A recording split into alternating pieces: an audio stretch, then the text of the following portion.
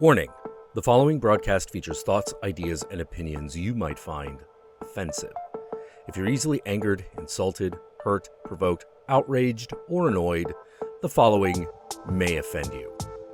The views expressed in this show are solely those of the individuals providing them and do not reflect the opinions of YouTube or Google. So please, don't flag this video. Viewer discretion is advised.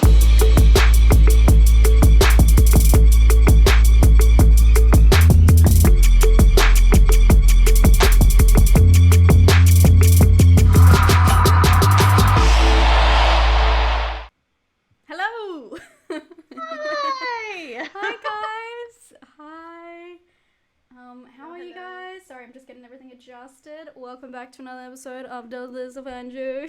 Does This Offend You? Where the show where we talk about two movies, break down themes that we normally glide over, and we just pick shit apart because that's fun. Obviously, we're with Vicky. Oh, I pointed the right way. With Vicky, who's no Maven. I never get that right. All of her links are down below. Make sure to go check out her channel and subscribe if you haven't. We alternate this stream monthly, so it's my channel, her channel. Yep. Fourth. And also, I do want to say with this topic today, we're talking about The Invisible Man and Unsane. I have left a link down below because obviously this topic is pretty heavy. A huge content warning and trigger warning for people for abusive and toxic relationships. And I have left a link to all of the hotlines across the world for domestic abuse. If you're in a situation or you know a friend, there's hotlines down there that can help you to reach out to someone. Obviously, it's not as easy as that. But we're going to dive into some of those topics today, so I just want to be wary about that. Hi, guys. I don't know if we've caught up and you guys are all here. Can you hear us okay? Nobody's said anything yet, which is a good sign. Yeah. Oh, yeah, and huge shout out to Vicky for wearing the shirt, which was so nice. Yeah, it was so sweet. Oh, man. Also, spoiler warning. I saw some of you guys talking about it earlier that, some of you haven't seen Invisible Man, some of you haven't seen Unsane. We will pick it apart, like Emma said, which means spoiler. So if you don't want those, then sorry. Yeah, which is it sucks because weird. Someone's just put my time in there. Which sucks because obviously they're such good films and they have very twisty journeys because. If you guys, should we let everyone guess in the comments what they think the theme is this? I've seen it once or twice. Okay. So I guess, do you want to confirm, Vicky? Yeah, sure. So those of you that were talking about it earlier, the theme is gaslighting, which is what links these two movies. And this one is pretty solid, I gotta say. Normally our themes sometimes are, it's iffy, but. Yeah. And I'm really glad we picked these two because I feel like recently, the term sorry, I need to talk this way. I feel like recently the term gaslighting has been thrown around a lot. And I feel like that these films really reflect exactly what that means to an individual because I feel like I wanted to talk to you about this, Vicky. When we look at the definition and where the term gaslight comes from, I always think about just an individual being affected and it just being a one-on-one kind of isolated issue. So it's one person manipulating another person. But people throw around today and say a whole group of people are gaslighting them, which I don't know if that actually qualifies. I don't know. What do you think about that? I mean, I guess it just knowing the definition, I feel like that's something a group of people could do, I guess. I don't want to say. Sorry, I didn't mean to put you on the spot. No, you're okay. I don't want to say maybe cults do something similar, but yeah, true. When you get folded into a group like that, though, you can. I guess. I mean, I don't want to make it about this, but the first thing that popped into my head was maybe some kind of extreme political parties might kind of do that, or yeah. But would you call that gaslighting? I don't know if that's gaslighting or just manipulation. Yeah. Yeah. I mean, it is a form of manipulation. I don't know. I haven't personally like seen any examples of like group gaslighting, whether like somebody is doing this to a group or vice versa. I've just seen people throw it around. I don't want to name any names. People in the chat probably know what I'm talking about. Just like YouTube drama, because we talk a lot of shit on the Discord about YouTube drama. And that's no one in this community or anything like that. There's no tea. There's no one like that we actually know. But when people feel like the audience or a big massive group of people are making them feel a certain way, they pull out the term like they're being gaslighted, and I don't think that that's the case. Like I don't think that term works here. I do want to chuck out that Vicky and I were talking about this when we were deciding on the theme, and we both went and had a look at where the term came from, and then we actually both watched the movie that's based on a play. I'm sure you have like the actual definition. I don't want to like pull out your notes because like you've written them. Good. But yeah, what was it based on? The term originated from a British play called Gaslight from 1938, performed by, oh, there you are. She highlighted it for me. Performed as Angel Street. So that was what, okay, in the United States. And then there's a 1940 and 1944 adaptation, both called Gaslight. Which one did you watch? I watched the 1944, I believe. Yeah. Okay, cool. I watched the one on YouTube. Did you watch that one? It's on YouTube, which I think is fine because I think it's like past its due. So you guys can definitely go check it out, and I think you should, because it's very interesting stuff. But sorry, the term does come from in I guess the play, but we both watched the film, so we can only kind of refer to that. The woman, she is, spoiler alert, if we're gonna ruin a third film. There is a woman, and her partner pretty much insinuates to everyone that she's gone crazy and keeps like perpetuating that she's like some crazy woman up in this living in this apartment with him. And it's like a weird ass story because it's got to do with like these hidden jewels. Yeah. Treasure hunt, like Goonie style, in the building somewhere. And so he keeps like taking things and moving things around and saying that she's doing it to make her feel like she's going crazy.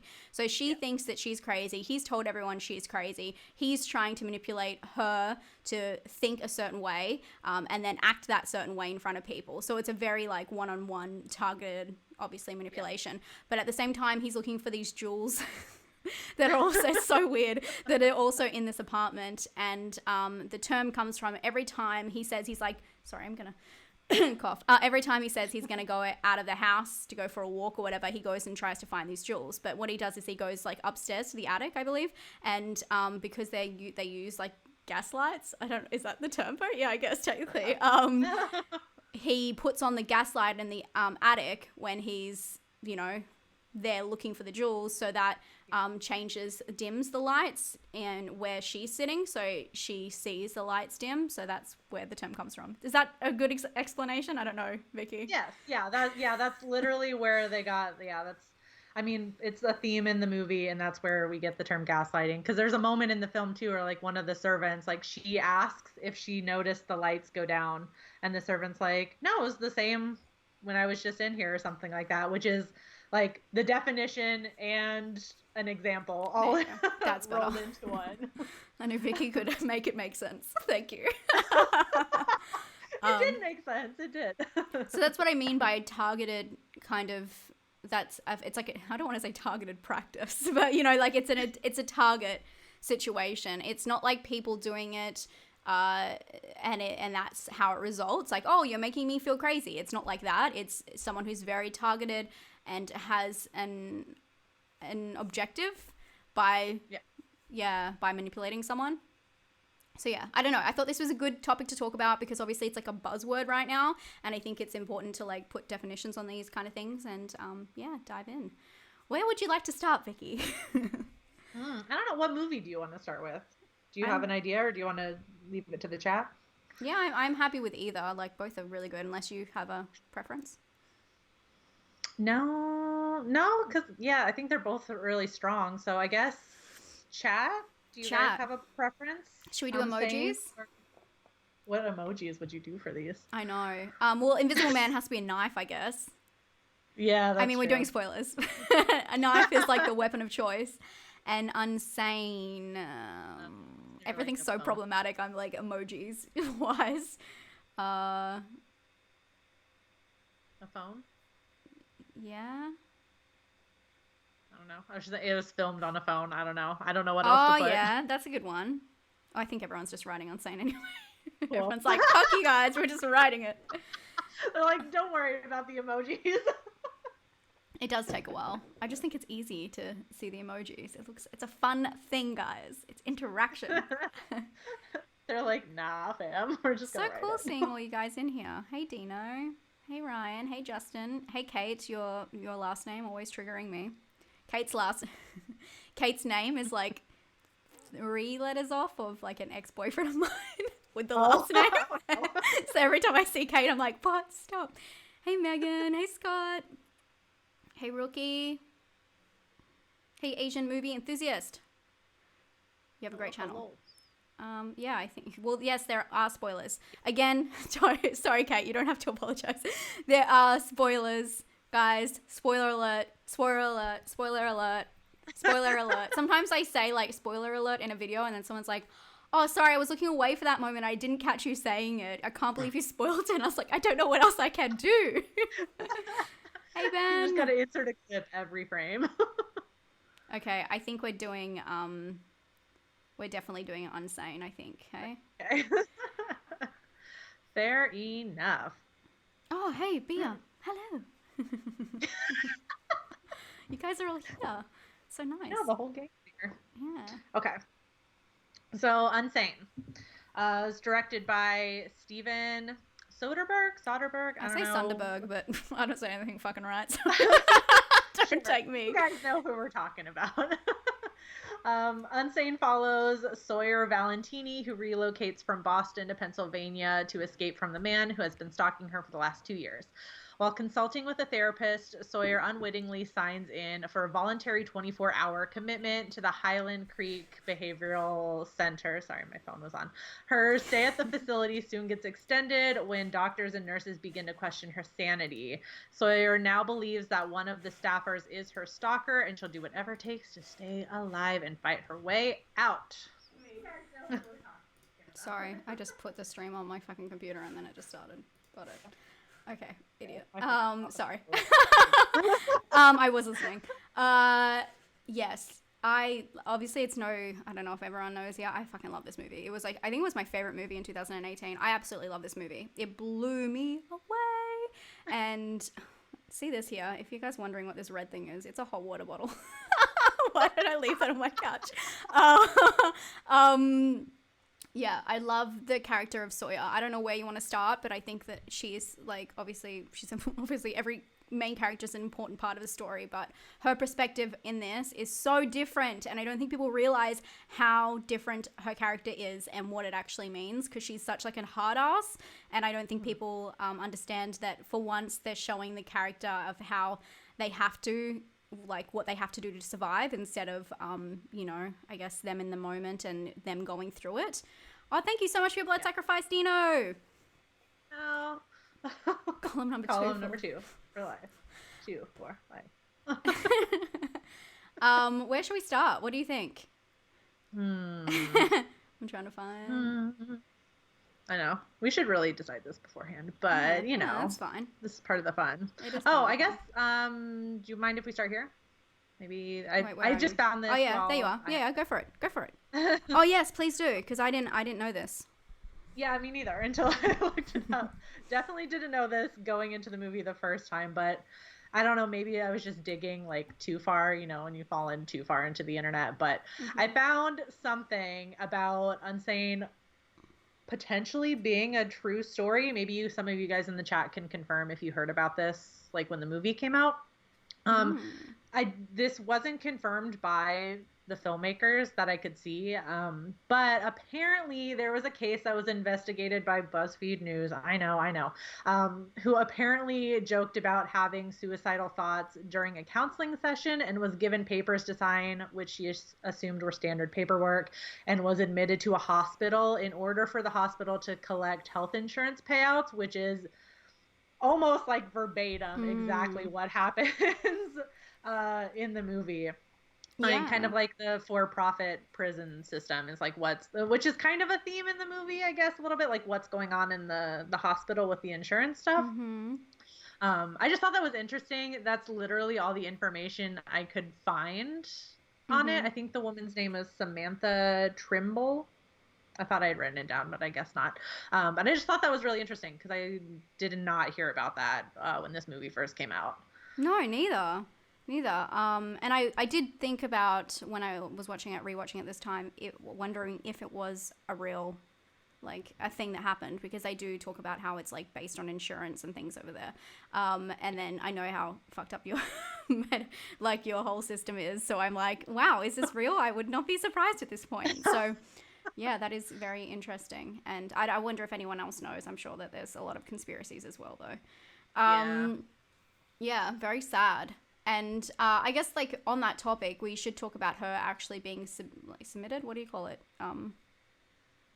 Going into what do you call that when word? When she goes commits in. herself, when she goes in. Commits herself, I guess, yeah. That is the word. So, sorry, I did write this down. Oh my God, thank you so much. Thank you, Fia, Mac. I can't believe I missed Mac, guys. Yeah, he wasn't here. I missed him.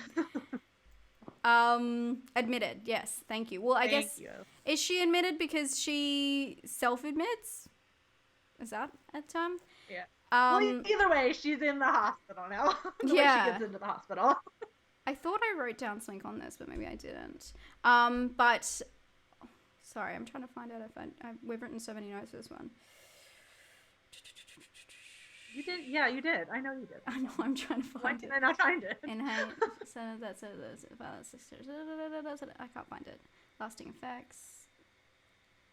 Trauma. I don't know. But I did want to bring up the point that obviously she goes into detail about the reason that she gets admitted is because she goes into detail about how she would hurt herself. This is huge trigger warning on this because thoughts of I'm like, do I even say the words? I guess I will. The thoughts of, this is demonetized. Thoughts of suicide, and then she talks about like a plan, and from people I know who have done suicide training, that's a huge red flag, is that when someone has thought about the actual way that they would carry out. So yeah, she's admitted that way. And yeah, it's good that they take that seriously, obviously, but her signing over the papers and everything, and them telling her to just sign them and don't read them, it's all like formalities and stuff like that, is very interesting, the way they go about that and how it's not really brought up as a big thing. I don't know. I just thought that was interesting, but obviously that they're there for those kind of purposes. She's put on a 72-hour hold, someone says, but she wasn't, because she was put. I'm pretty sure she's put there for a week. When she goes and sees the doctor. As 24. Yeah. And then she assaults. Yeah. One of the, she assaults the workers, a doctor. and then it becomes a week. And I guess that's where all the, it doesn't really start the whole gaslight process of the film. It's more about paranoia and trauma. It doesn't start until she, starts lashing out because she sees the guy that's stalked her. So It doesn't start until halfway through. But obviously that's what keeps her there, is the fact that she sees him. This is all very blasé stuff. Okay. I'm like, what? Oh, you guys know this. Okay, let's dive into Sawyer. I'm going to talk about this bit. Let's dive into actual Sawyer, because I think this is very important to the story. And I was rambling. So let's jump into Sawyer. So I think that what's really important is like the subtle details in her characters that people sometimes miss or glide over. And it's a lot to do with like how people react to her and the role she's playing to survive, but also the roles that people put on her. And you can see this as like an anti, well, for her.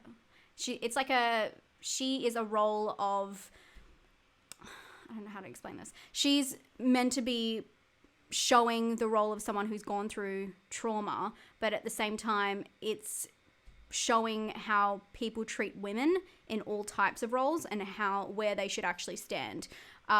So this starts off with her, stay with me, I do have my facts. It starts off with her being at work, and the very first thing you see from her is she's on a phone call, and she's telling someone really firmly on the phone, you need to do this, you need to da-da-da, like this is what we're going to do.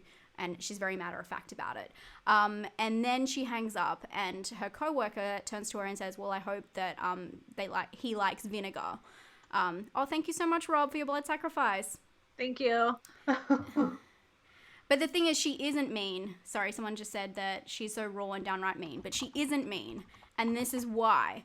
The person who tells her, I hope that they like vinegar, they also assume that she should be nice because she's a woman having a business call, but she's just being firm. She's not being rude. If it was a dude doing it, it wouldn't be a big deal. But then also, Sawyer corrects her coworker and says, it wasn't he, it was a she. So again, people are assuming that she's talking to a man like that when it's just two women having a work conversation. And what's the term... What's the, like the whole rule that's like two women talking in a film about them, like about anything but another man? Yeah, the Bechdel test. Yeah, Thank Bechdel you. test. Sorry, I'm like, is that a technical? I don't know if that was like, yeah. I don't know if I was naming a body part or something. So like that, it goes from talking about something that could pass the test, which is a test that people put into films to show if, I guess, they're like feminist films or like not even feminist, but just, well, I guess, yeah, equal. And it takes it from being that to not being that in like a second, which is very interesting. So she's asking her to play a role at work by being a sweet person, being like, treating people like overly nice and being overly submissive to do her job, but she's there to do a job, you know what I mean? Like, there you go. Sorry, a rectal test is something different. You know where I was going. So from there, we go straight into the office. Sorry, I know I'm going a huge ramble. From there, they go straight into the office, and then her boss makes, advantages at her. Advantages. Oh my God, am I having a fucking meltdown? Advances. Sorry, the rectal thing really put me off. I'm so sorry, guys. I've had a fucking stroke on here.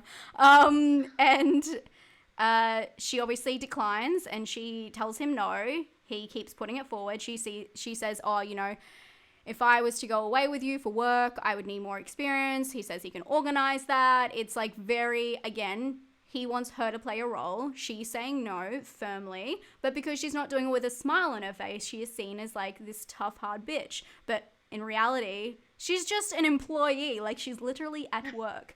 And then, of course, we have the big one, so again, that's the boss asking her to play a role. And then we have the big one, which is with David, her stalker, and he keeps saying to her, this isn't you. I know who you are. You were the person, with my dad, and, how he remembers her. And again, he's telling her who she should be, and she has to play a role. So this film, I feel like, for me, is really about her fitting into the mold for everyone else instead of just being herself. And in turn, she has to change who she is anyway because of what's happened with her stalker. And she's literally told by like Matt Damon's character, which is Matt Damon just in this film randomly, told that she needs to, have no social life, not be in photographs at parties, not be on Facebook, just not really live a life. And she needs to be closed off. And then he also hands her the book, which is The Gift of Fear, which I've actually read it, which is very rare because I don't really read that often. Have you read it, Vicky? No, but we have it at work, and I've passed by it on the shelf a lot. Well, I have not read it though. I'm sure you know what it is. It's a book about being aware of certain, what are they called? So it's just certain little aspects in life. It talks about, like, for instance, an example is, like, it talks about a gas station and cars parked in a certain way that seems a bit off, so that there could be something going on. I'm not explaining this well. There could be something going on inside. It talks about, like, a robbery and how someone might know about a robbery because of certain way that cars are parked, but your subconscious knows that before your conscious knows that. So it's really talking about, thank you so much, Horrorcash, for your blood sacrifice. It's really talking about being aware 24/7 of your life and using the gift of fear, which for her, it's the gift that David has given her, which is a gift, which keyword gift, right. What the fuck? The gift of being traumatized and having to worry about everything, no matter where you go for the rest of your life. And again, that is the role that she's been given. And so now you realize that you don't actually see Sawyer in this film. You just see everything else that people have put on her and who she's meant to be. Sorry for that fucking huge ramble and, like, having, I don't know. No. having a moment. No, that's literally, like, integral to the story, though. Like, yeah. That's part of the whole point of the movie. And it's so, I don't know if I want to say, like, it's great, but it's so interesting when she gets admitted to the hospital, because, like you said, all these different people are trying to, like, fit her in this box of how she's supposed to be and how she's supposed to act. And that kind of applies to her stay in the hospital. Even Nate kind of tells her to, like, you know, just do your time, which I feel like is a, like, kind of him saying, like, keep your head down and cook, like, just say whatever. And this is the time where she fights back, which, I mean, it kind of hurts her in the end because she ends up, like, prolonging her stay and stuff like that. But it's just, like, interesting that it takes that to bring out, like, the real her. And then when she finally snaps in, like, probably the best scene ever, when she's just, like, confronting David about like, this is me, like, I've never seen that defense, I think, in a movie before for, like, stalking or an abusive relationship or something like that, or a manipulator where, you know, you got to take all of me. No, that's a great point. I didn't even pick up on that, but that's great because that makes so much sense. Thank you so much. Writer reviews, thank you for your blood sacrifice. Yeah, no, that makes a lot of sense because he does say keep your head down and just, again, play a role. And that's the thing. She never asked for any of this. And it was put on her even in a work situation. You know, like, obviously there's... caffeine is not working for me today, Rob, we can tell. That's the thing. When she first met David, it was a work situation. And that's why this freaking sucks because... And I mean, it shouldn't matter what situation it is, right? But... it's her literally doing her job has caused her all of this. And her job, it drives me nuts. Like, that's the annoying thing about it, is that her whole life has changed because of what he's done. And it doesn't affect him at all.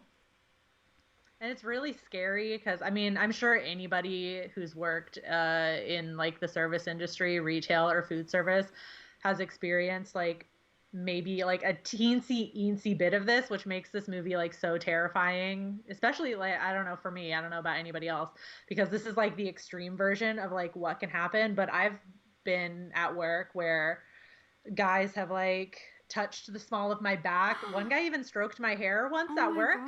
All because, like, you're just doing your job and being nice and being, you know, like, just being friendly and polite, like what you're supposed to do. That's so disgusting. I'm sorry, Vicky. Yeah, and then that they take that as, like, oh, that's flirting, and so I can touch you, and then, you know, and then when you say, like, hey, can you take your hand off of me, then they come at you like, what, are you offended or something like that. But that's why I love this movie so much too, because that's, like, just like what you said, like, just her doing her job changed her life in that much. And, like, David picked up on that and, like, fell in love with, like, work version of Sawyer, like, her being kind to his dad, like, not even to him, really, which is what's really scary.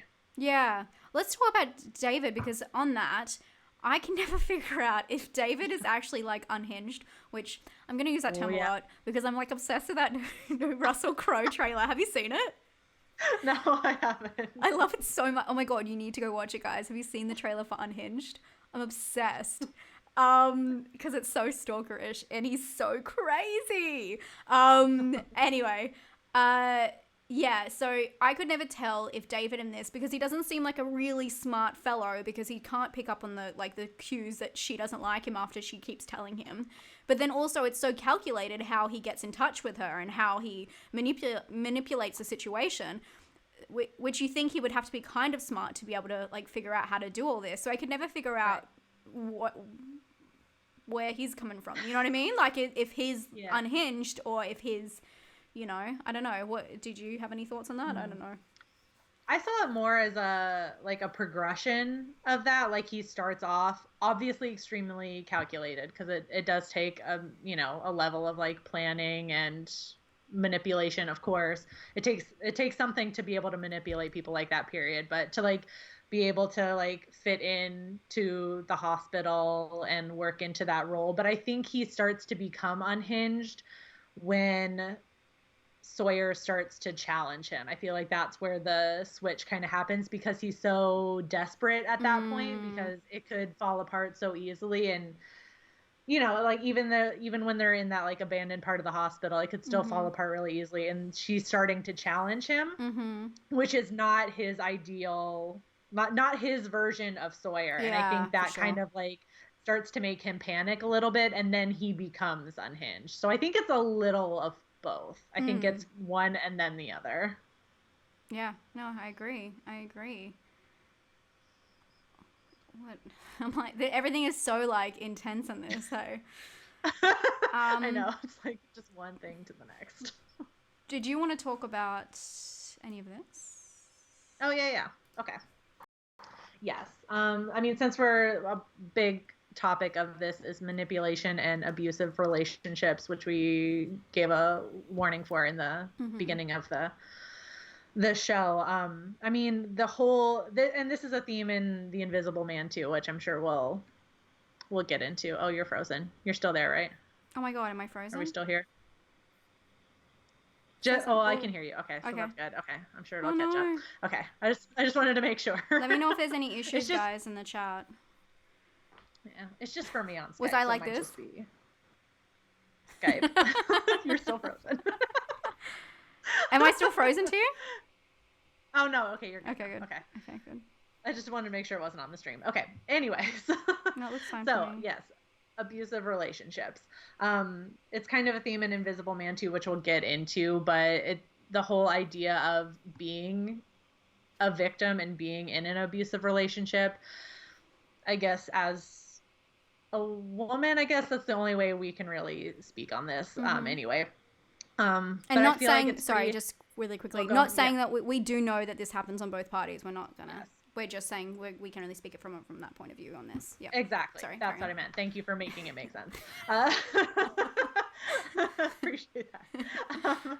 But I mean, it's not uncommon knowledge now, especially nowadays, that victims are not always believed, especially if you don't have any like hard evidence. People, you know, they're not given the benefit of the doubt for anything. And it leads to like the fear of not being believed. And I think Sawyer shows that, I mean, especially in the beginning of the movie, like when we find out, like kind of slyly, she never told her mom or anyone in her personal life about her stalker. She just moved away, and she just kind of like, she happened to like have that friend of like, oh, like this job, I'm gonna move to this job. It makes sense that I move cities. Although she did have a restraining order though, which means she did have to tell somebody, just, you know, nobody in her personal life.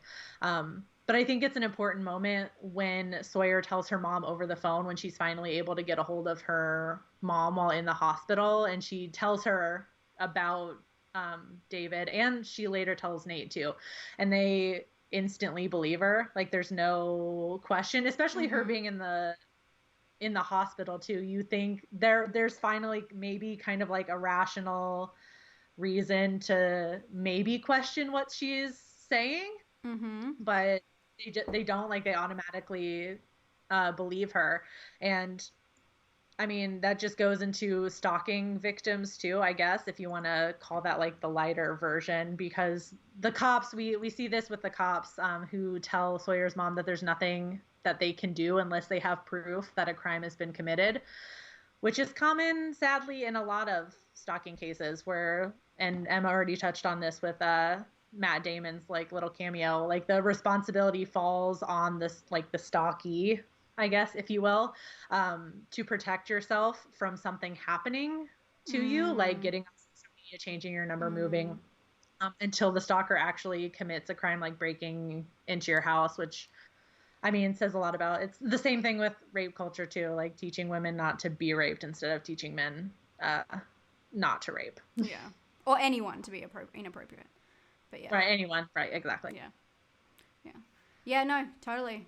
It's really frustrating in this film because obviously we take those steps with her, which I mean in both films it is. But I find it particularly frustrating in this one because Sawyer is such a strong character, and I think it's good coming from this perspective because a lot of times women are as shown in these kind of films as being really weak and then bouncing back. But Sawyer was like, I mean, obviously it's already happened to her, so I guess maybe she is. But Sawyer is like such a like badass the whole time. I love like the cafeteria scene. She doesn't want to sit with anyone. She's just like not having any of it, and I love her for it because they just don't show women like that. Like, and it comes off of her being like really mean and like, I don't know, like bitchy, but she's not. She's just like, I'm not having any of this, and you can understand why, because she's had enough of it. But yeah, I think the whole shame around it is like pretty devastating as well, because obviously that's a huge reason she hasn't told her family and stuff. It's just such a huge can of worms to open, and she doesn't want to be painted as that person as well. I think she really wants to separate herself from what he did, and he's like made a huge impact on her life, and she doesn't want to, you know, her whole identity to be that person, and unfortunately it becomes that. So yeah. Should we talk about the really awkward part? Although, I mean, you've got that bit as well. Both of these films have some really intense moments, and I do want to talk about, just for a sec, the Juno Temple's role as Violet, who's I mean, she's something else anyway in this. I love her. She's so good in this. If you guys if you haven't seen the film, you need to check it out, because Juno Temple, she is like, she is a very different character in this one, and I think the tampon bit is insane. But I think it's just, it's a lot. Anyway, I just want to point out, I know that you have a note about her as well, so maybe you can jump into that, but I just want to point out, like, the whole sexual assault of Violet, which is like so insane. At one point, Sawyer is trying to trick David and just I feel like just get someone else in the room just so to see like what she can do, and it ends up resulting in like the start of sexual assault, and then the death of Violet, and that's just is one of the most brutal deaths I think, because she's in such a vulnerable position. She's taken advantage of, and then you might see the sexual assault, and then she's like, the way she's killed is like pretty brutal. But I know you had something to say about this. I'm sorry, I don't know where it is. Oh no, you're okay. I just noticed in some reviews of the movie, they some criticisms, I should say, they were criticizing specifically the choice to have like that kiss between Sawyer and Violet right before this happens. Like, literally, they kidnap her. Sawyer has like this pretense of like, you need to have sex with Violet first to get Violet's like weapon that she has like stashed. That's her plan. But it's still like a crazy, insane plan that David just goes along with. But a lot of people criticize that scene, calling the kiss between them completely unnecessary, and then having Violet being killed immediately after that. So I guess I wanted to like bring that as a question to you and the chat, for those of you that have seen it. Like, did you feel like there was another motive for that, or is it just something for her to get the weapon? Was it unnecessary? Was it exploitative? What do you think? I don't know. Yeah, I mean, I hadn't thought about it until you said that when I was reading that in your notes. And I mean, I do agree, like, there is no, it kind of takes the focus off what the frick is going on, and everything else is so horrendous anyway. That, I mean, yeah, it is. I don't really know what the message was meant to be behind that, so I kind of do agree with that. But it wasn't something that I like actually thought about or even thought about when I watched it. I just thought it was like such an epic scene, and I guess knowing what was about to happen, it wasn't at the forefront. I was more glad that I didn't see anything more, like they didn't show anything more, which is kind of sad that you're like thankful that they didn't go into detail with that. It should be interesting to see if anyone else says something. What did you think? Yeah, well, I mean, I was the same. Like, I mean, I kind of feel bad that I didn't like think of anything of it until I saw criticisms of it, because as soon as I did, I guess, I don't know, they made me question, like, yeah, why did that have to be in there? Like, I don't really understand, like, the point. Mads in the chat says, as a gay woman, it felt a little odd. I'm not sure. Haven't watched it for 2 years though, so I don't remember the context too much. That was the thing though, like, there's not, I mean, I guess the only context is like Watch This Now said right underneath, like, Sawyer's fight for survival. Like, that's how, like that's how she gets the weapon, I guess, without David noticing. Yeah. Or maybe it could be something like it's a lot of lesbian kisses in movies and in media are there to like titillate men. I don't feel like that was gaze. This though. Like, I really. But I mean, like, because it's like such. It's a non-sexy. It to distract David. Yeah, but it's like you have to be pretty. So it's like she's aware. Yeah, that's true. Like she's aware that what it's gonna do. But yeah, that makes sense though. I find it more messed up because she's obviously very vulnerable, and she's like, obviously there because she's not well. Violet. That's like what messes me up more than anything. So that's why I'm just like, please don't do this to her. Like, I just can't. Like, it's so awful. But there you go.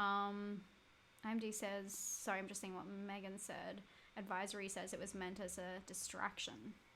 But yeah, I mean, it was meant as a distraction. But yeah, I don't know. Yeah. That was interesting fact because I didn't. Well, interesting idea. I hadn't really thought about that. What else have we not covered? Gaslighting. Where else? Sorry, I'm like going up and down, up and down. Why did I put this second? Oh yes, let's talk about like the actual gaslighting in the film. Yeah. I mean, there is a moment when Sawyer actually says, I think I am insane. And she says that after everything going back and forth between what's happening with her and David, which I think is obviously just, confirms what the theme of this.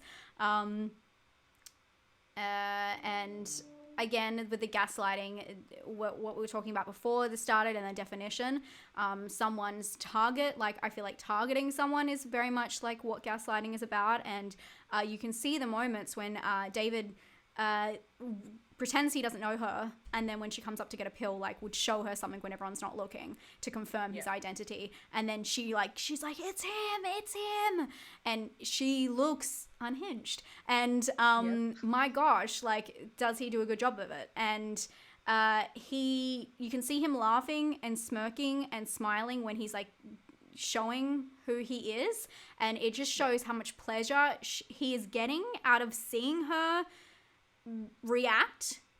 Maybe it's him getting her attention, but it's not good attention, and I just think it's just so messed up, and it just really shows that he knows what he's doing. Is kind of my point, which is the theme. 100%. I love that she, like, it's successful, like her gaslighting, and I think that possibly has to do with the setting also kind of feeds into that, but she almost has to be like gaslit again into like being reminded that she's not insane, because she starts off very firm, like, I know what's happening, I know what's going on, I'm not crazy, David's here. And then she starts to think, like you said, she said, maybe I am in column 1, maybe I need to be here. And then Nate has to like reprogram her again, like, nope, like just keeps reminding her, and for the rest of the time that he's in the movie, that you're in column 2, like this is happening. And I mean, we'll get to it obviously with The Invisible Man, but it's a completely different story with Elizabeth Moss's character, because she's like the only one who knows the whole time that he's trying to do this to her. And I feel like in this one, unfortunately, David succeeds, and we see that confirmed, which is awful. Yep. Have you covered everything? I'm looking at mine. Oh, do we want to talk about the ending? Yes. Like the very, very ending? Yes. I feel Spoiler alert. Big spoiler alert. Yeah. Interesting ending. Definitely ironic ending, given that this is all about being admitted to a mental hospital, for your mental health and all that. After everything is said and done, Sawyer kills David in the most epic way, and you're kind of like, yes, it's done. She doesn't have to worry about this guy anymore.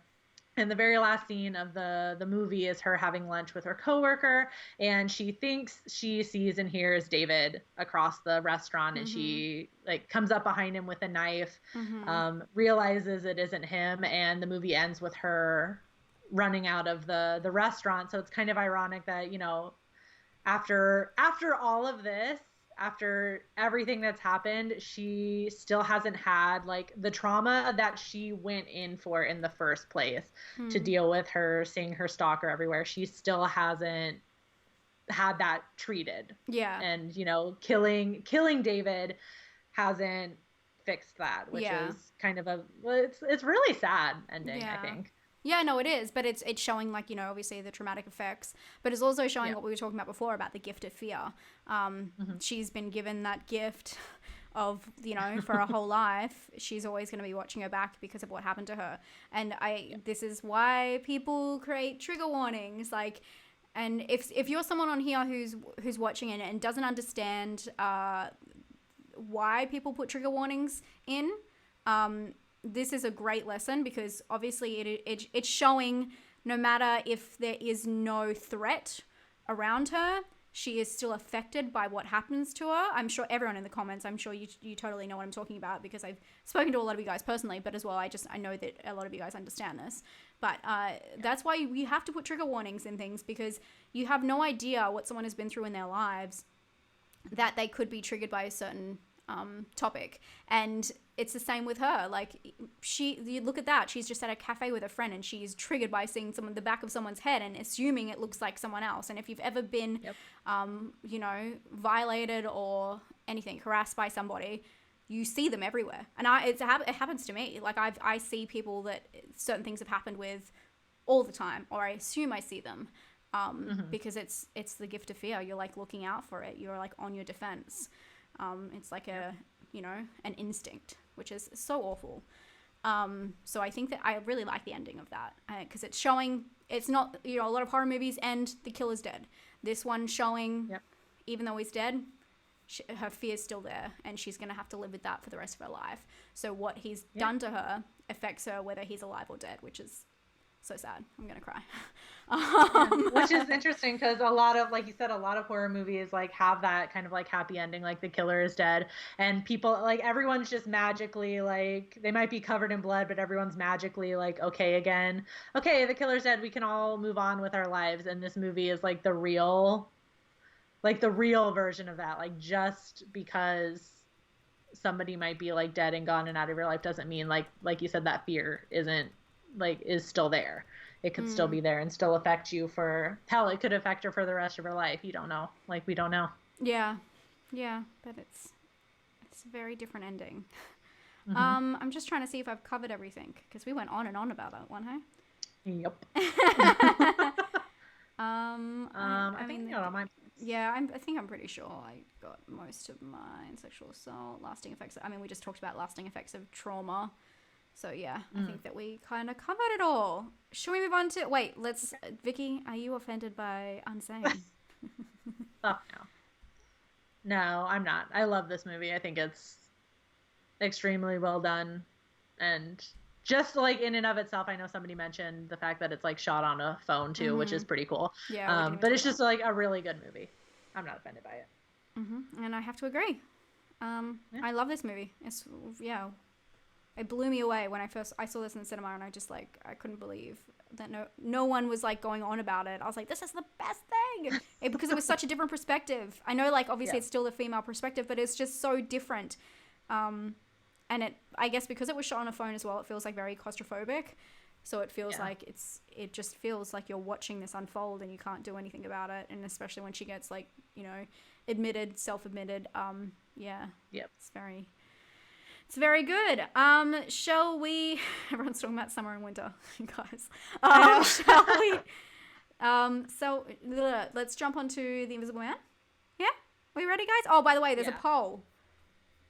Sorry, I'm trying to pull up the. Yeah, I got it. Okay, thanks. I'm trying to keep everything close. Justin, I said a phone. Sorry, I said it was shot on a phone. Oh yeah, an iPhone. I was gonna type that, but here we go. Okay, poll. If you haven't voted in it, we'll go over it at the end. Yeah. Okay. This is gonna be Invisible Man. Mm-hmm. Okay, so The Invisible Man, which came out this year, if you can believe it. Crazy times. It's still in the cinema here. Is it? Oh, yeah, they're playing it in the cinema. I'd love to go see that in the movies again. Okay. Sorry. Anyway, so it's written and directed by living legend, king, god, Lee Winnell. It follows Cecilia, who believes she's being stalked by her abusive ex-boyfriend, even after his apparent suicide. She ultimately deduces that he has come up with a way to become invisible to terrorize her, and when her friends and family and police refuse to believe her, Cecilia has to take matters into her own hands and fight back.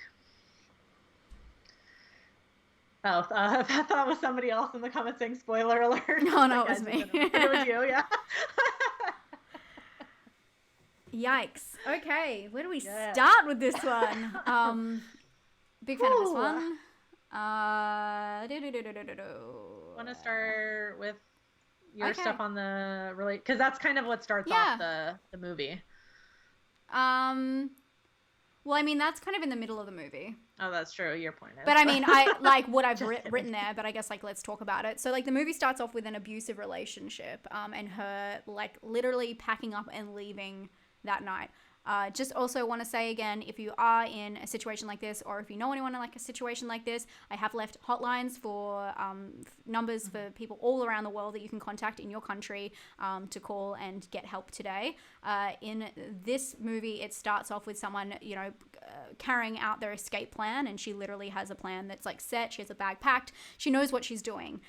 She's turning cameras on. She has someone meeting her. Her downfall is like she's, you know, so sad about the dog that she like lets the barking collar off, which like sets off something. But I mean, she still gets away. And from there we see how deeply she has been affected by what he did to her. Something that you don't really find out all of the ins and outs of what has happened to her, and there's even parts in there where her sister asks her, like, what did he do to you? And she goes like, you know, I can't tell you, it's like unspeakable or whatever. She hints at certain things. She goes like, you know, among other things, you know, stuff happened, which I think is good, because it's very I guess realistic. People don't really talk about that kind of stuff in detail, and it's pretty freaking messed up to like, I just want to know what happened. Like, if you know someone going through a traumatic event, you leave that up to them and like their therapist to work through. You don't really keep bringing it up. But I guess the downfall. Obviously, as the movie goes on, she is completely focused on the fact that Adrian is still alive. Everyone tells her she's crazy.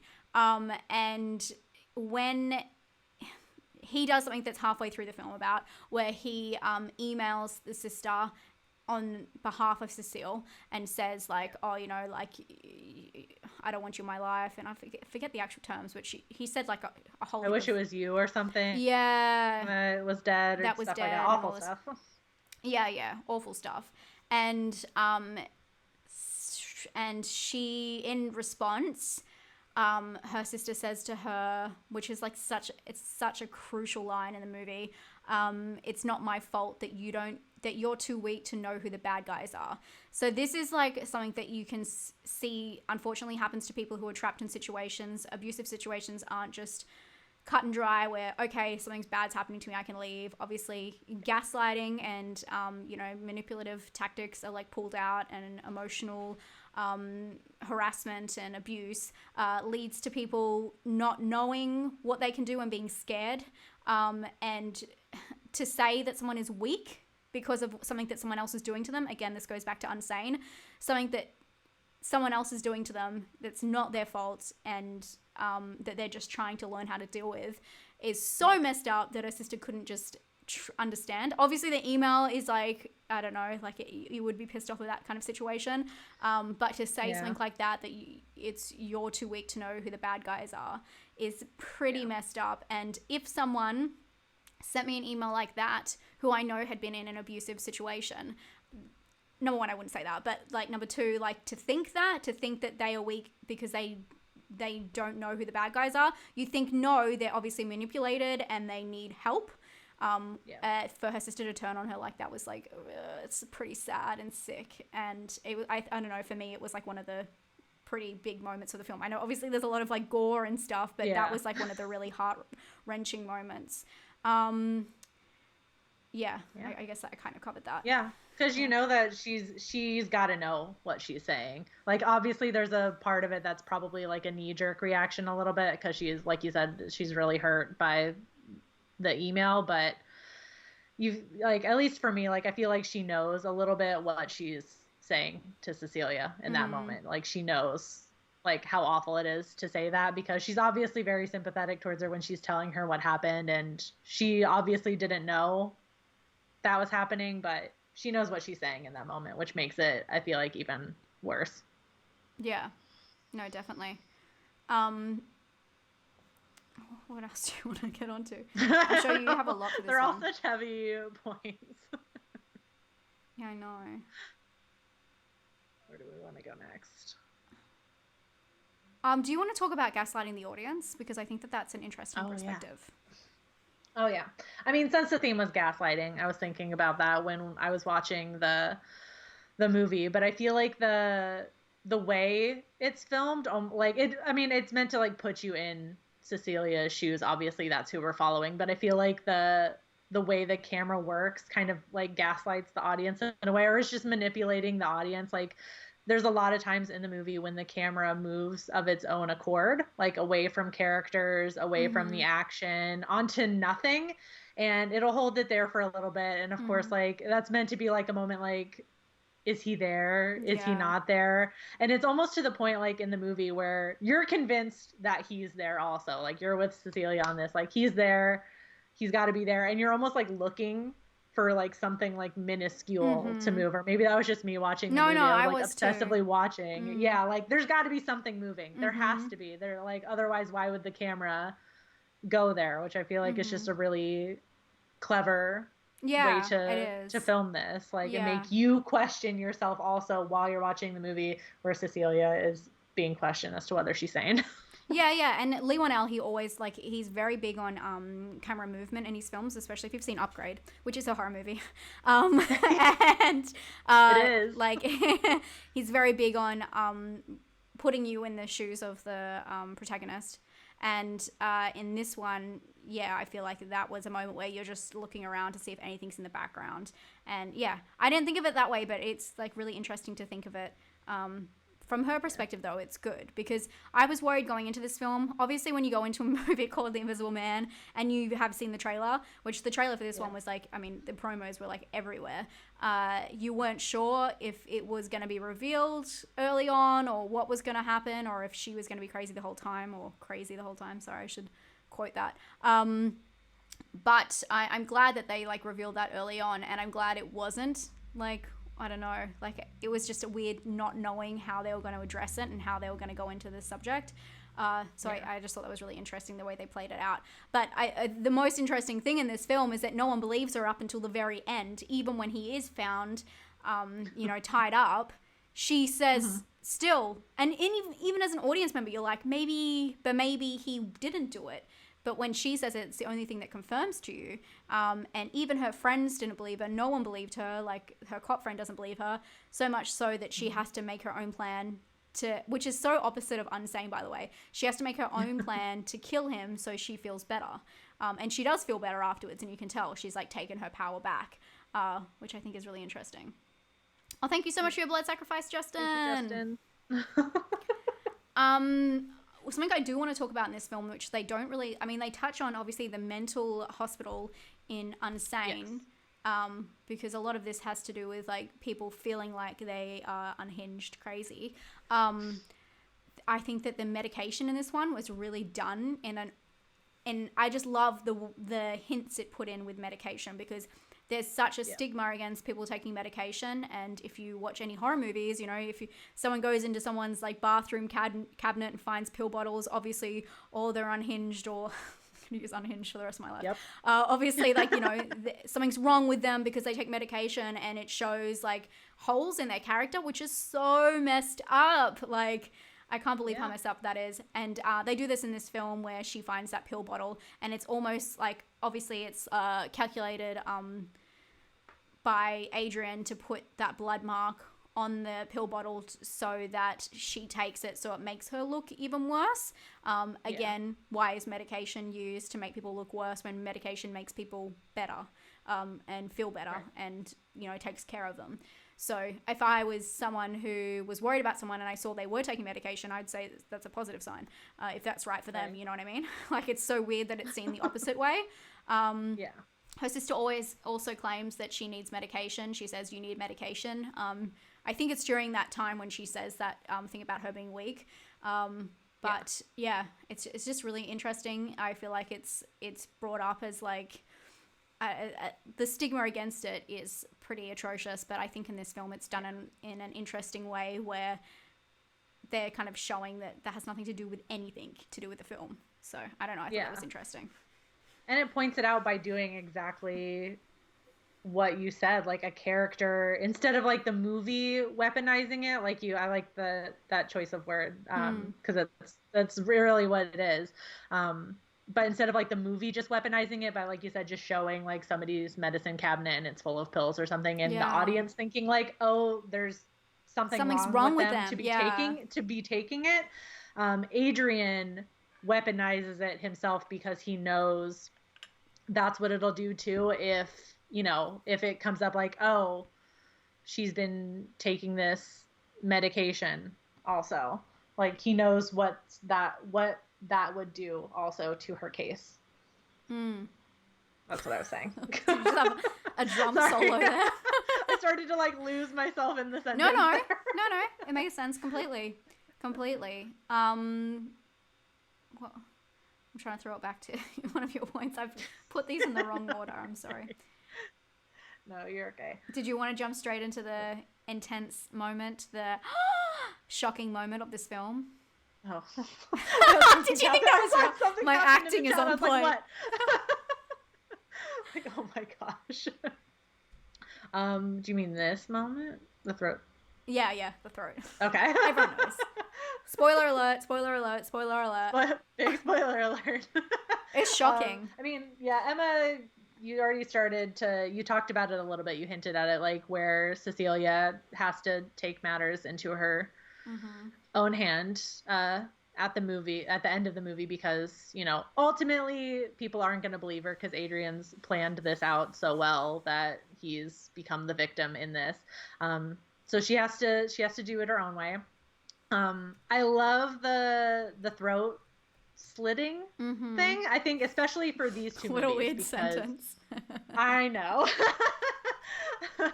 But especially for these two movies, because both of the abusers, both of the bad guys in the movie, get their throats cut by their victims, which I think is an interesting choice. Obviously, for the Invisible Man, it's quick. It keeps him from yelling out to the camera, and obviously, I feel like it's supposed to be like vengeance for her sister who had her throat slit also.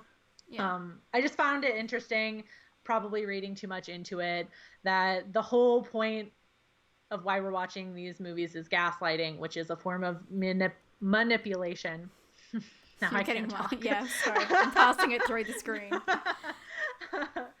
It's a form of manipulation And, you know, abusers a lot of times do this using their words. And that's the whole point of gaslighting, is they're convincing you of your insanity or unstableness, like through their words and actions. So I find it interesting that both women cut their abuser's throat. It seems kind of poetic in a way, because it's stripping them of their power over them, like through manipulation. And I guess like a man's word over a woman's in this situation, or an abuser word over a victim's in this situation. Yeah. Thank you so much for your blood sacrifice, George. Thanks, guys. That's really nice of you. No, yeah, completely. And that scene is so insane. I was actually going to clip up the scene in the restaurant. I know this is totally off topic because it's not really like an offense. Well, I mean, it is offensive, but in the restaurant, so many people talked about afterwards the knife going, like how no one saw her supposedly slitting her sister's throat. God, this is so demonetized. But have you watched? I watched the scene back in slow motion, and it doesn't make any sense. I really urge you guys to, if you're going to watch the film again, think about what's happening. Sorry, this is totally off topic, but I couldn't stop thinking about it. So she's sitting there talking to her sister, telling her sister about what's happening, and then her sister gets like, I'm Cecile. Her sister gets her neck. Sorry, I'm not gonna do a POV of slitting you guys' throat. Sorry, this is too much. Something happens over there, and then the knife is over this side of the table, and all of a sudden, her hand is down, goes like this, and her hand goes up. So maybe he was over the top, grabbed the knife, and then put her hand up. But how does her hand open and her grasp of the? It doesn't make any. When you see it, you can put someone's hand open, but if something was flying at you, you're not going to grab it like that. It's so weird. You need to watch it again. It doesn't make any sense. Have you seen this with the director commentary? No, I should though. So I watched it. Oh, cool. I watched it. I did. I did like an insane move. I watched the whole movie just like by itself again to rewatch it, and then I rewatched it immediately after with the commentary on. Okay, well then you have an answer for me, right? Not really, but oh, I'm so excited. So, through like this middle part of the movie, like Lee Winnell was addressing, like some people were like picking apart the movie and found like plot holes. Okay. One of them being the scene with the sister, like why, you know, like why would somebody who just sent that email immediately like show up at your house or whatever? But he addresses this scene also. He talked about how people were picking apart the scene, like the logistics of it as well. Like if you are taking into account where he has to be standing, he would basically have to reach across the table, like patty and do corner, that. So like and then have a hand on her. So stuff would like on the table would have to like move and been knocked over. Yeah. But he didn't give an explanation for that, or he was kind of just like, okay. When you see it in slow motion, her hand literally goes like this and then opens and then grabs it. I would never, if something was flying at me that fast, it would just like literally go past me. You know what I mean? The only explanation is maybe, he's like standing in between them next to the table. Yeah. I feel like that would put him in a position where he could pick up her hand and the knife and then put it in her hand and close her hand. Zoom it. Like, it looks like it's been thrown across the tape so quick that she doesn't realize what's going on. He's not a superhero. Yeah. Like, we need to keep that into it. Like, he's just wearing a suit. Yeah. I saw more people like, sorry guys, this is totally off topic, but I saw so many people afterwards when I did my screening afterwards, we were talking about it, and so many people were saying, oh, well, there's cameras and people would have seen. But I feel like that wasn't really the big thing about it, because even if there was cameras, so many people would just say, oh, I saw what I saw. Like, I turned around and saw she was bleeding from the neck and saw her holding the knife. I don't think they would actually check, but maybe they would. I don't know. But yeah, anyway, I just thought that James Wan would have done it correctly. Slops, whose side are you on? Yeah. Oh my gosh. Oh, there you go. Ham. Could both the brothers be in the suits at that time? Is the other one dead yet? No. No, yeah. Ham, that could be right. It could be both at the same time. But he did mention that in the commentary also. Oh, yeah, but again, he gave no answer for it. I just thought that was interesting. Beer. Yeah, we were talking about that before we started the stream about COVID and what it's done to our brains.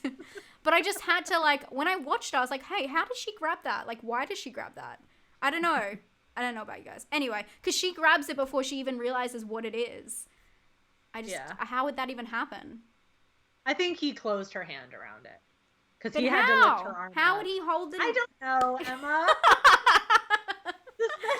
Anyway, I'm just saying, if you guys watch it back, watch that bit and let me know what you think. Anyway, sorry guys, totally off topic. Well, I mean, it's still to do with the film, but I was like, I was going to clip it up and like play it back on this to talk about it. I was like, no, Emma, don't do that. And then I end up talking about it crazy, anyway. Emma. It totally makes sense. You're the only one who thinks it doesn't. Yeah, exactly. Okay, moving on. Where do you want to go next? I mean, I've kind of done all mine, but I would sum up with this one. So if you have any more, I mean, you were just talking about the behind the scenes features on the DVD. Did you have anything more to discuss with that, since we're already on topic? It actually doesn't have anything to do with gaslighting. I just thought it was super interesting, and I can definitely stretch it to make it make sense for this discussion. So. Yeah. So of course I watched all the little making of features on the DVD, as you do. And the cast was discussing why this was the right time to remake The Invisible Man in particular. Besides the fact that nobody ever remakes The Invisible Man, it's always just werewolves and vampires. But they mentioned, and this is in their own words essentially, because it's so easy for us nowadays to be invisible, and they were specifically talking about people on the internet being behind a screen, and trolls, haters who are essentially invisible. You can hide behind whatever icon you want and username, and you're essentially invisible. And are you talking to someone, Vicky? People, what? You're you can hide behind. I see you guys now. But they can cause people pain and frustration online, all while being invisible. Just thought it was an interesting tidbit, because we talk about this all the time as people of the internet, people that put ourselves on the internet, and the frustration and the pain we might feel from that. And it's still valid, even though people are well, it's just troll, let's just leave it alone. So that's how I relate it back to the movie, because people keep telling Cecilia that Adrian's dead. Mm-hmm. I had to bring it back. No, you got it. I thought that it was a good point, and it's super interesting. And it's cool. Obviously when this was brought up as being made into a film, it's obviously it's very different to the original. The original is a kooky guy who's stealing the bike and riding down the street, and everyone's whoa, a bike. And obviously it's got to do with the scientist. I mean, I guess technically it's got to do with the way he's made it is some person who's it's gone to their head and made them. But it's interesting, because in the original, the potion that he's taking that makes him invisible, it also it makes him unhinged. Every time he takes it, he's goes a little bit kooky, which I think is interesting, because it's the chicken or the egg. Was he kooky before the suit? But I think he was kooky before the suit. But I like that idea. But again, I guess that has to do with medication. He's taking something that's making him act a certain way, which would have been interesting. Maybe they can do that in the newer one and make a commentary on when I say newer one, the one that they're going to do in 20 years time when they remake this again. Maybe they could do that and do it as a commentary on medication. But anyway, that's another time for another thing. Make it make sense. Okay. I think I would like to talk about the power in the film, because this is very different to Unsane, where Unsane, David doesn't really have a lot of power. It's just the power he has over Sawyer. And this one, the power is it's all about power. Are you all right? It's all about power. No, you're okay. It's all about power, and it's the fact that he can't have her, that Cecile's I don't want to be with you, that makes Adrian more just insane about wanting to get her, and how he's going to do it. And he has everything in the world. You see in his house, my gosh. He has you know, this, I don't even know how many, multiple $1 million that house would kind of be. The house, he has like the job, he's well respected, people love him, he's smart, but he can't hold her down because obviously he can't treat her right and all that kind of stuff. And just putting it very lightly. So it's all about the power because the only thing he wants is what he can't have. Which I think is very different to David. It's a stark fucking complete opposite. He doesn't have anything, and the only thing he wants is her. Right. But yeah, it's all about power and control. And obviously, in these manipulative kind of movies, and these people who are unwell, and I say when unwell, I mean Adrian. Adrian's obviously very freaking unwell. Right. I think it's interesting to see. Yeah, it's all about power and power play in this kind of film. And usually when there is assault in horror movies, sexual assault and all that kind of stuff, and all those awful like rape revenge movies, it has to do with power and asserting your power on someone else, and then the fight for power back. And I think in this movie is very successful in showing how she gets her power back, and it shows it in that exact moment, like when she's walking past with the suit in the bag, and the dude's you did that, and she's like, yeah, I did, because no one believed me, so I did it.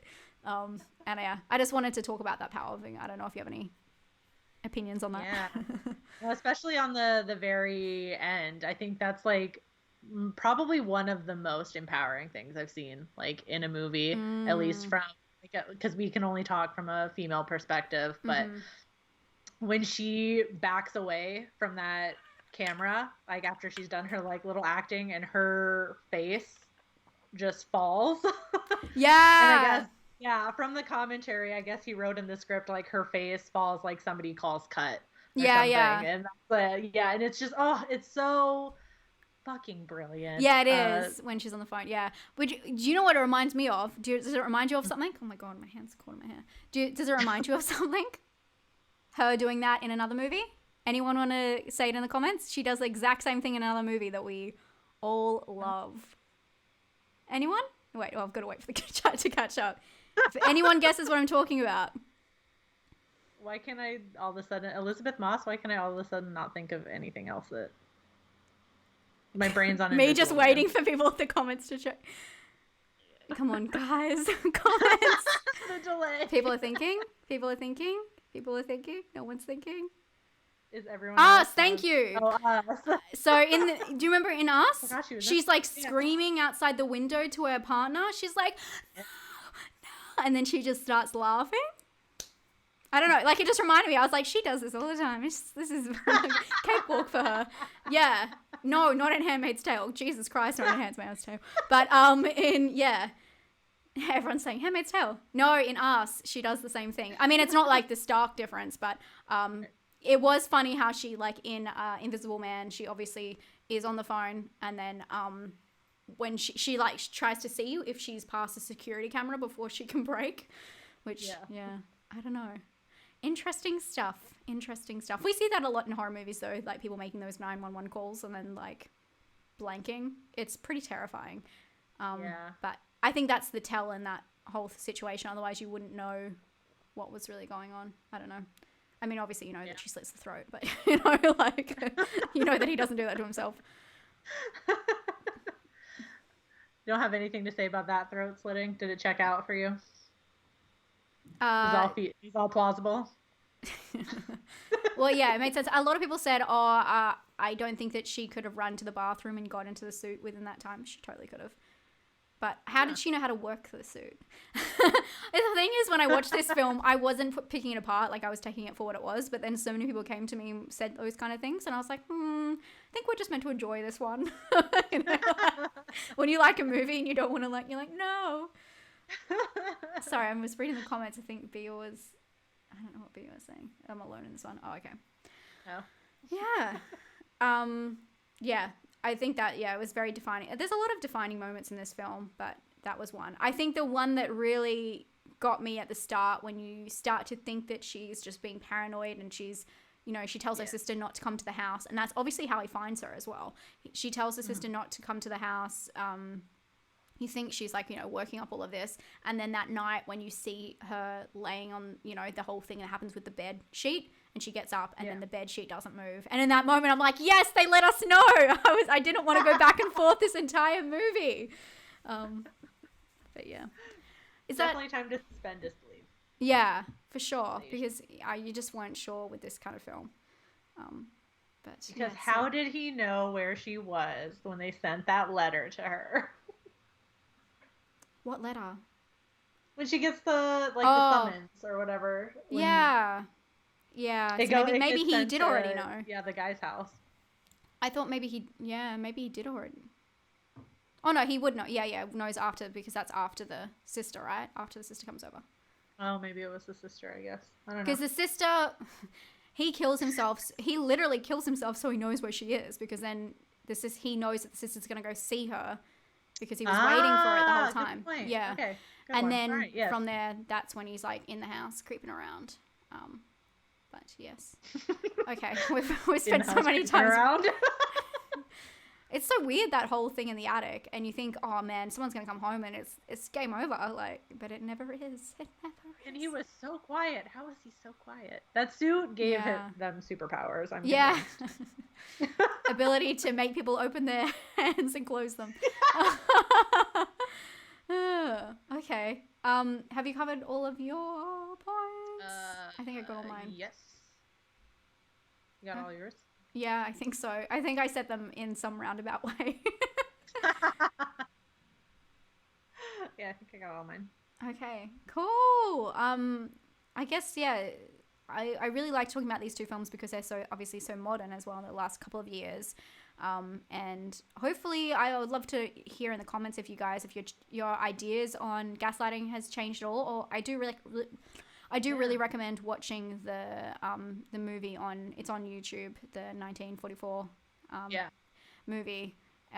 But I do think that it's something that is a serious term, and I would want people to, not that I'm like going to influence anyone, but just like think about it when someone starts throwing it around and what it really means, because it doesn't always mean people just assume it's someone manipulating them, but there's more to it than that. It's a targeted assault, like mental assault on someone, a harassment, to make them feel like they aren't right, so that the person who's doing it can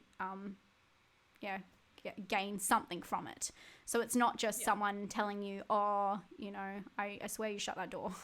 I don't know, just like, and you're going, no, I didn't, that you're gaslighting me. That's not. It's a very serious term, and I think that we should really save it for these kind of circumstances, like these kind of films and situations, instead of just like throwing it around. I don't know. That was my point. I'm trying to give you guys at the end of the day, at the end of the stream. Has everyone gone and voted? Oh yeah. Oh, do you find the Invisible Man offensive? Oh yes. Wow. No. Yes. Oh wow. Whoa. Okay. I just went, I guess that question. No, I don't. I think I really like what they did with the medication part, and I wish there was a horror movie that focused on this, and there should be, because there's not really one that I can think of that talks about that in depth and uses that as a symbol. I think that would be really cool to be. That's something that a lot of people would relate to, and like the stigma of mental health, and I think that that's something that would be really well addressed at this time, and people could relate to, and I think that it's a good conversation. And I thought the film was brutal, but I did not find it offensive. I love Elizabeth Moss so much. She's so great. What about you? Oh no. I love this movie. I watched it 2 times in a row. I definitely didn't find it offensive. It's so good. Yeah, I agree. Okay, where's the poll at? The poll, just to see. Okay, I'm not all that surprised. Do you want to guess? I guess Unsane will be more offensive. offensive. I'm not like guess what the poll thought, but okay. Yeah, but isn't that guessing what the poll's at? Oh wait, do I have to guess percentage? I would say like 50. Oh no. Oh. I thought you were saying you voted for Unsane. No, I was saying that's what I guess. Well, you're right. Everyone thought if you had to choose, Unsane was more offensive / controversial. 70% thought that. Oh, 70%. Wow, that's pretty big. Yeah. Yeah, it was quite a big jump. Yeah, I mean, I wasn't all that surprised at that. I figured that was going to be the case. Yeah, cool. I saw that, I just wanted to point this out, I can't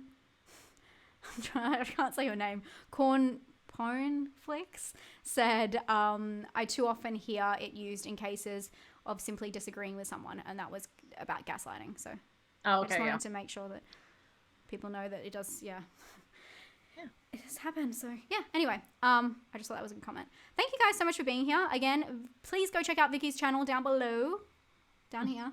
And again, there's the hotlines in the description box. Hopefully, if I've done this stream right. I'm sure it's there. Please go check out Vicky's channel. She does really great videos, and if you aren't following her, I don't know what you're doing with your life. But also, she has a Patreon, which is really good. She does really juicy videos that I enjoy chuckling along to, listening to her sing. I'm outing her. Oh no, for like 2 seconds. And what else have you got? What are you making? What do you got coming up, Vicky? Your eyes widen.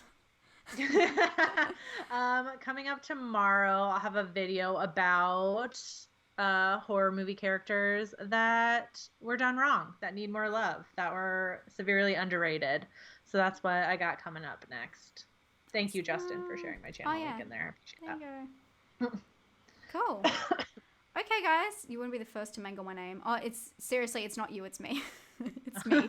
I can't pronounce anything. Did you see me before? I was like, well, everyone's putting in. Oh no, it's just Justin's putting it in again. Thank you, I believe it is down there. Yeah, so thank you guys so much for coming in here and hanging out. My next video is going to be on those recommendations that you guys asked over on Instagram. Don't forget to give the video a like. Give the stream a like. And next month we'll be over on Vicky's channel for another Doses of Fernju. And we're going to record I don't have any other live streams coming up, but I will have one next month with Vicky, and I'll let you know if there's any more on any other channels going forward. Please follow me on Instagram as well. Oh, thank you so much, Patrick. I didn't see you in here. If you want to know updates on that kind of stuff, just because it's just easier to update. I don't know what I'm saying. Yeah, we're going to do one next month, and we're going to record the Patreon after show now. So if you're a patron, you'll be able to see that next week and hear about what topic we're going to cover, which we probably have no idea about right now. So let's go think about it. Thank you guys so much for being here, and I'll talk to you guys soon. Bye.